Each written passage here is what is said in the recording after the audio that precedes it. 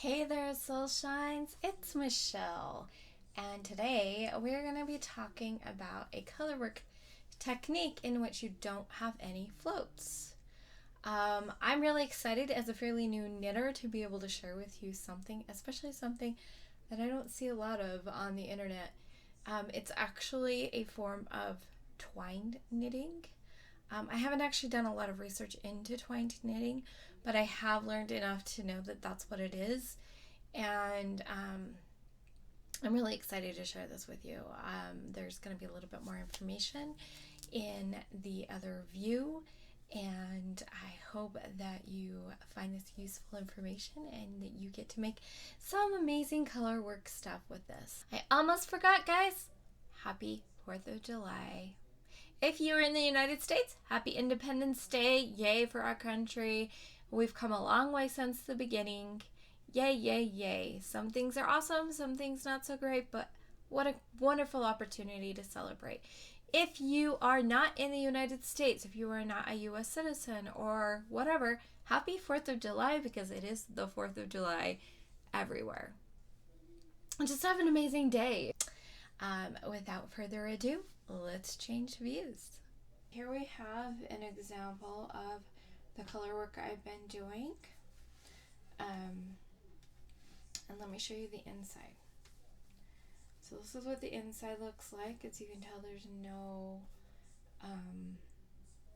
floats with this method. I'm finding it, like, it's cotton, so it doesn't have a lot of stretch, and it doesn't have as much stretch as, say, the stripes that are just, the one strand. But I haven't had as many problems as when people talk about the color work not working and stuff. So I really like this method. So this is the one where I finished all of the faces on this pattern, and I'm going to show you now how to do this. So I'm working these on 9-inch circulars. I don't know that matters. I think you could work it in any form that you do in the round and you'd be okay. And so here's what you do. Okay, the next color I need here is going to be black. So I'm going to look at my yarns here, and when I just pull them straight back from where they come out, you can see that the green one is in front. It's the leading color, and the black one's trailing behind. So I'm just going to lift it over and drop my green, and then I'm going to knit it into the next space. Now when we look again, now the green one is behind and the black one is in front. My next color I need is black, so I'm going to put my green one over, and then I'm going to pull my black one again over that so it twists it around, and I'm going to go in there. Oh, and here's the other thing. I like to turn it inside out and work around this way. I think that does two things. One, it makes it easier for me to tell which color is doing what back here. And also it makes it so that there is a little bit more space around. This is good for any kind of color work in the round to work with your thing inside. So it's still like I'm doing here, but now it's just inside. So like when I'm this way, it's closest to me. When I am this way, it's back for me, but it's still working the same way. Okay, my color again is going to be black. Now as you can see, the green is behind and the black is in front. So I'm going to put it over, and then I'm going to pick up my black, and also that's going to come over, and I'm going to go in. And I'm going to do it again. I'm going to twist it over, take my black, and go in. It's a little bit of a slower process than regular knitting, but it's not too bad. Okay, so now the next color I need is green. The black is in front and the green is behind, so I'm just going to pull it over right into there. So it's really easy when it's the next color. If my next color is black, I would just flip that over. because you want, how do I word that? You always want the next color you need to be coming over. So if I were using green and I just went here, that leaves my, that would leave my black in the thing if I just went there, right? But I want my color I'm going to use next always to come over. That's this way. There's actually some things we'll talk about in a second. So I'm going to go over with my black so that my green can then come over the black. The next color is black, so it just pulls over where it doesn't have to twist around, it just pulls over. And then I need black again, so I'm going to twist it over and go in there. Okay, so it's always going, I'm always going like this, over, and if it's not, if when I twist it over, if that's not the color that I need coming over, so like I need green, so it's the color I need, so I'm going to go in there with the green. If I twist it over and I still need green, then I need to twist it another time. Okay, but when this time I need black, I don't need to twist it again, because when I twisted it over, that's the color I need. And so then I will use my black. I had to scrunch these up so they're not so tight. So some of the challenges with doing this way is the yarn gets twisted. Now sometimes I will take my yarn like this, pull the two things, it's just gonna stay on there, and I untwist it. And that's fine.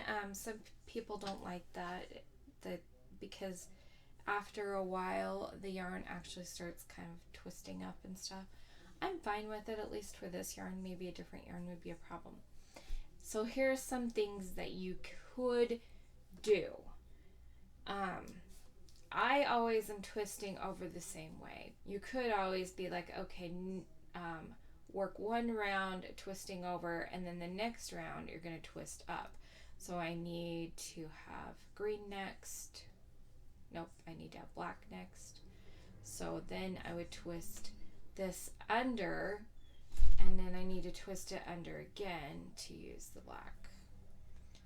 And then now you're twisting the other way, so it can kind of untwist it. So then I would twist, I need black again, my green is in front. It's a little bit harder to see what the green in front is doing, but it's still possible.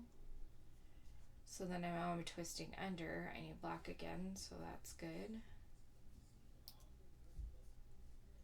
And I need to twist under and use my black again. And now I need to just bring my green up. And then when you twist the other way, okay, so we'll see. We've got it kind of twisted like that. Now when I go the other way,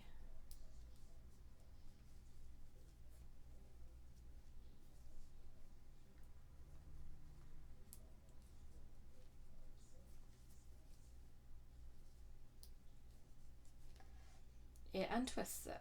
So you could do it where, say you were making something like this and you've got the faces, you could be like, okay, I'm gonna go twist over the top for this face and underneath this way. If you look, you're gonna get, it's gonna twist different, it's gonna create a different pattern on the back, but it's still gonna do the same concept. That's one way to do it. You could do it like this face, this face, this face over, this face under, over, under, over, under. Or you could do over, then go under, over, then go under.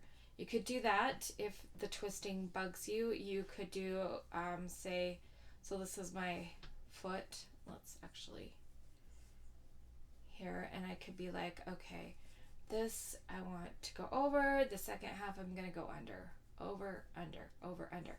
And then you would be untwisting your yarn as you go. So that could be an option for you to do. I was looking for a method where I didn't have floats behind, because I was also working on a baby sock, and I was like, I don't want the little baby toes to get caught, and I don't like having floats on my socks.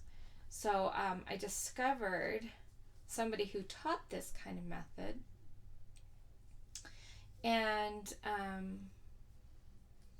if I can remember to link her video, I'll link her video so a different person can explain it. And then right after that, I found another video that talked about twined knitting. Basically, twined knitting is the same concept, although it can be done in Colorwork. A lot of times they'll work on the pull one thread, one yarn from the inside of the project, one yarn from the outside, and they will twist it because like this section right here is thicker than this section, so in some countries they'll do that for mittens so that the mittens are warmer, and it's kind of a traditional way of knitting, and it's called twined knitting. And so I'm going to undo back here so that I don't have a mixture. Since I'm doing it all one way, I want it all one way. It's really a choice. Anyway, I wanted to share that with you today. I thought it was a fun thing that I was doing. Alright, I'm going to insert this into what I'm doing. I wanted you guys to be able to kind of see how the rhythm looked that I was doing, so that you can see how fast or slow it would be. Just to give you a hint, I go like this.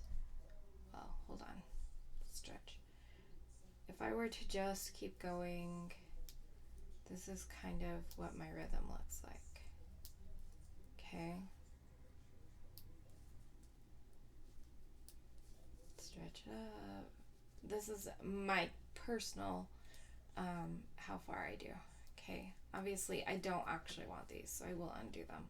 Now, I'm going to be doing my knitting in pattern, so I can kind of show you how my rhythm goes while we're going here. Let me get my started. I'm going to do black. And then you can kind of see how much slower or faster it is for me. Nope, I need green. Like, it's a little bit slower than just regular knitting, but it's not too bad if you ask me.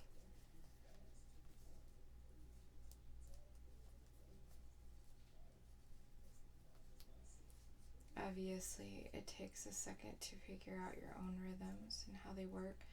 I can't show you the rhythm with continental or any other style because I only don't, or I mean, because I don't knit that way.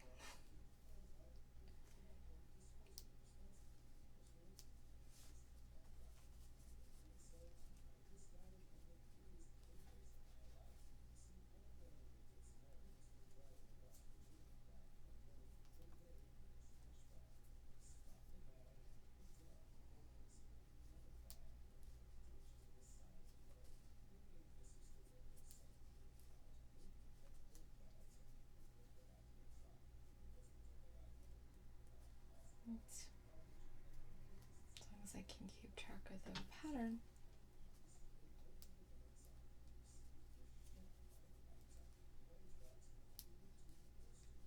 Okay, and then as you can see, it gets all kind of twisty, so I untwist it every once in a while. Let it go. Sometimes when it gets down here, it's not quite untwisted because it runs into my thing, so I'll hold it a little closer to finish getting those untwisted. And as you can see, the yarn does kind of twist up on itself a little bit.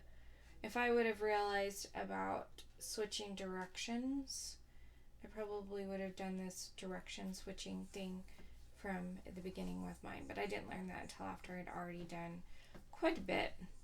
So now I'm just going to keep going in the method that I'm working in, and it's all good for me. But next time I make a pair of socks that have color work like this, I will have some way in which I untwist the colors as I go. And like I said, whether it be a face versus a face, or half of it one way and then the other half the other way, or one row one way and one row the other way, whatever it works out to be, that's what I'm going to do. So You can actually get it in a pretty decent rhythm and go fairly fast with this method. Leave a comment below telling me what you think, if you've tried it, if you want to try it. If you know other color work methods, how do you like it and how do you think this would compare? Tell me what you're working on. I always love to know what you're working on. And I will see you guys next time. Bye.